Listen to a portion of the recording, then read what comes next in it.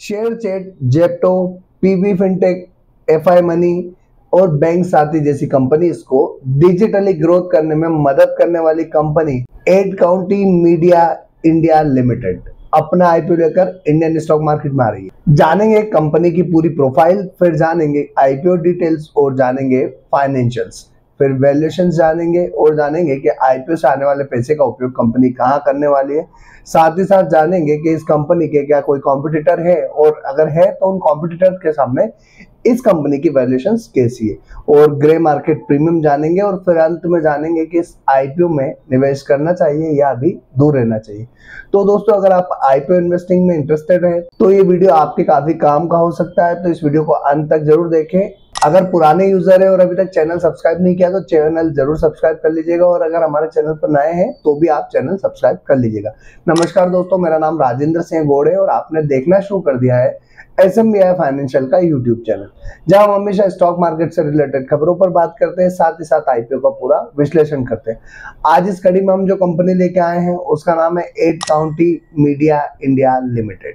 8 काउंटी मीडिया एक brand tech company है जो end to end digital marketing solution provide करती है, जिसमें ब्रांड प्रमोशन से लेकर परफॉर्मेंस ब्रांड कैंपेन तक शामिल है। कंपनी एडवांस टेक्नोलॉजी और डेटा एनालिसिस का उपयोग करके हर क्लाइंट के लिए कस्टम एडवर्टाइजिंग स्ट्रेटेजी प्लान करती है।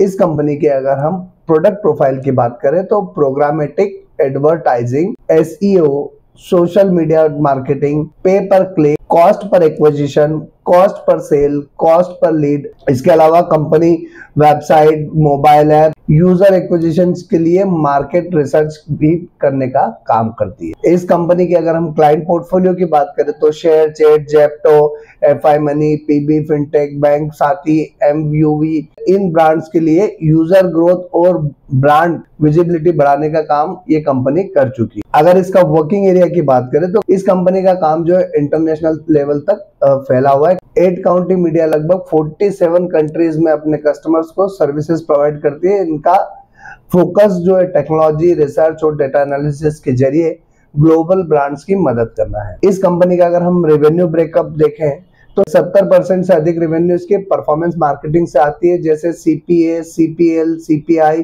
मोड में कैंपेन से। 20% रेवेन्यू इसकी SEO और सोशल मीडिया मैनेजमेंट जैसी सर्विसेज से आती है, और शेष 10% जो रेवेन्यू है वो इन हाउस प्रोग्रामेटिक टूल्स और वेबसाइट एप्स से आती है। इस आईपीओ के साथ रिस्क क्या हो सकती है, तो डिजिटल एडवर्टाइजिंग इंडस्ट्री में बहुत ज्यादा कंपटीशन है, टेक्नोलॉजी और यूजर बिहेवियर जल्दी जल्दी बदलते हैं, डेटा प्राइवेसी और रेगुलेटरी चैलेंजेस कभी भी बिजनेस को प्रभावित कर सकते हैं। साथ ही साथ कंपनी का अधिकांश रेवेन्यू परफॉर्मेंस मार्केटिंग से आता है जो वोलेटाइल हो सकता है।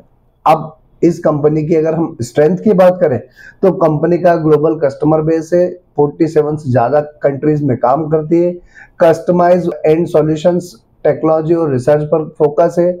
कंपनी के पास अनुभवी और सशक्त लीडरशिप टीम है।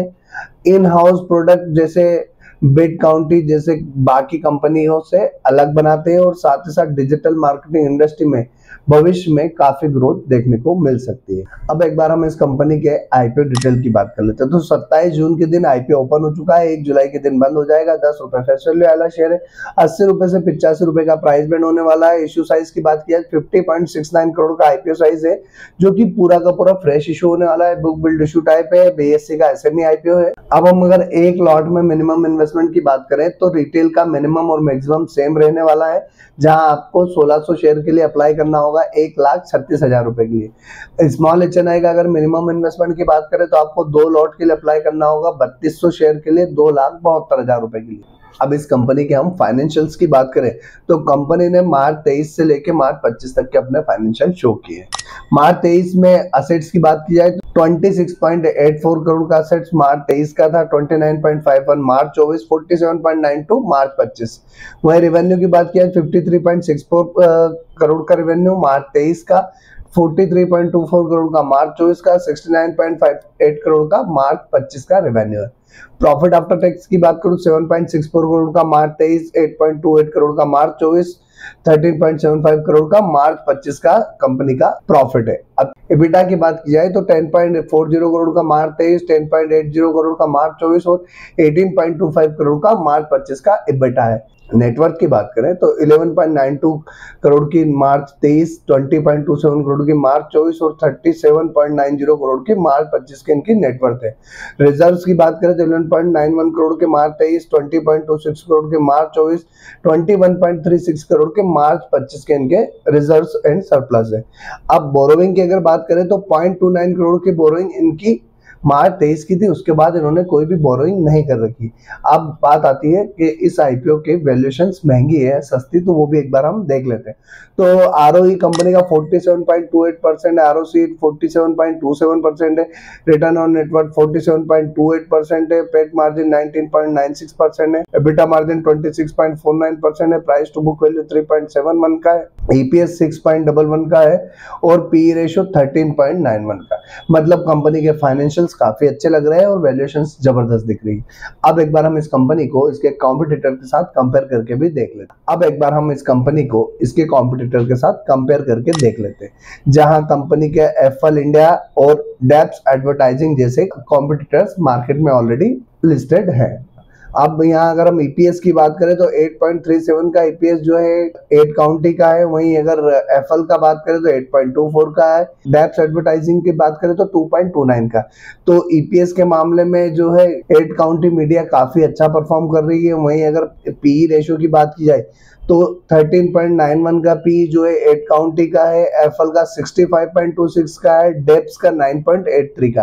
तो पी रेशियो के मामले में भी जो है 8 काउंटी जो है काफी अच्छा परफॉर्म कर रही है। और रिटर्न ऑन नेटवर्थ की बात की जाए तो जबरदस्त परफॉर्मेंस है 8 काउंटी का, 47.28% रिटर्न ऑन नेटवर्थ है, जबकि एफएल का 1.60 का है और डेप्स का जो है 1.83 का। तो ओवरऑल अगर हम इसके कॉम्पिटिटर्स के सामने इस कंपनी की वैल्यूएशन देखें तो काफी जबरदस्त देखने को मिल रही है। अब एक बार हम इस कंपनी का आईपीओ से आने वाले पैसे का उपयोग कहाँ करने वाले वो समझ लेते हैं।